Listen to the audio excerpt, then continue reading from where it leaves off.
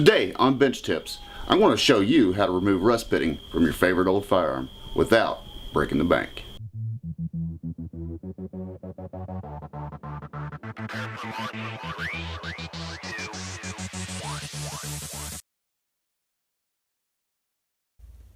For this project, you're going to need varying grades of sandpaper, starting with 100 and usually ending with 400 or 600, depending on the finish you want. A good sharp flat file, and possibly needle files. A few various items from around the house to act as sanding blocks.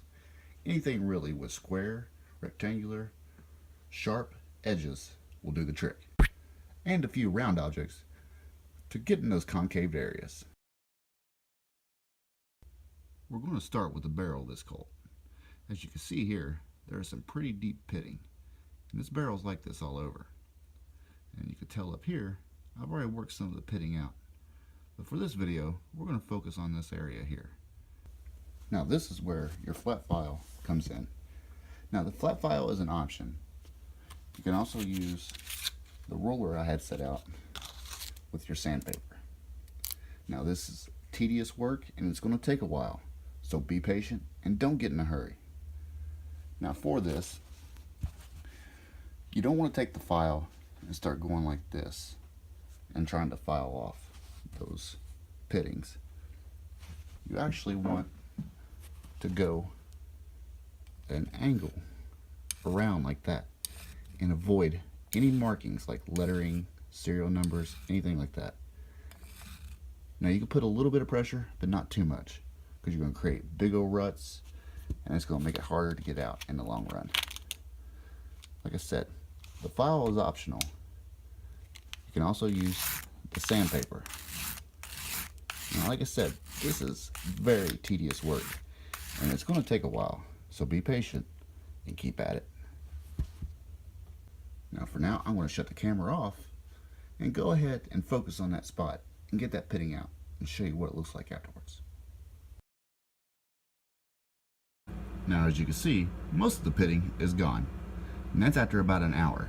The only thing really remaining is up here around the lettering, and that too can be taken out with patience and time.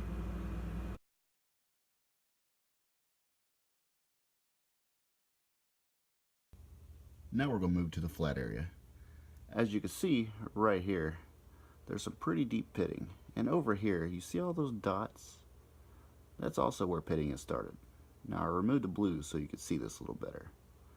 Now this is where your square or rectangular sanding block is going to come into play.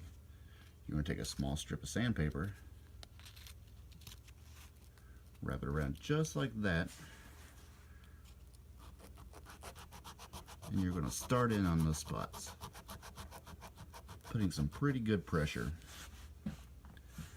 You're going to alternate, and you also want to keep your paper clean because it's going to get pretty gunky real quick. And then as you sand away, you can move to a fresh spot and just keep going like that. And another tip is to alternate directions, just like that. Now, just like with the barrel, this takes time and patience, so don't get in a hurry and just take your time. Now I'm going to go ahead and finish this up and show you what it looks like afterwards.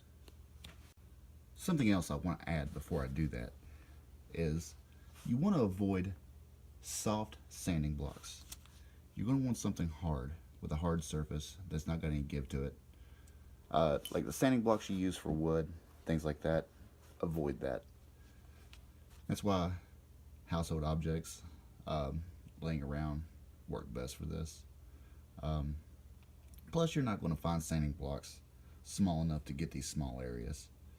So like I said, avoid those big soft sanding blocks like you get at the hardware store. Alright, here's the finished result. As you can see, that large pitting spot's gone, all those small spots are gone, and overall it's looking pretty good. I maintain the same pattern, alternating directions. I started with the 100, went to the 120 and the 180, and this is where we're setting. One thing I want to add is when you are sanding, keep flat pressure on your sanding block and avoid going over these edges and rounding those edges off, because it's going to throw off the lines of your firearm. It's just not going to look very good. Also, this is not finished for bluing.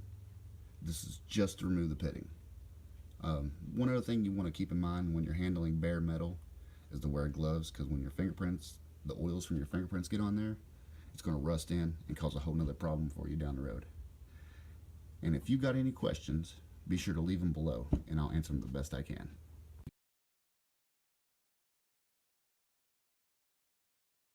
That's going to do it for this video. If you enjoyed this 5-minute bench tip, be sure to hit that like button, comment, and subscribe.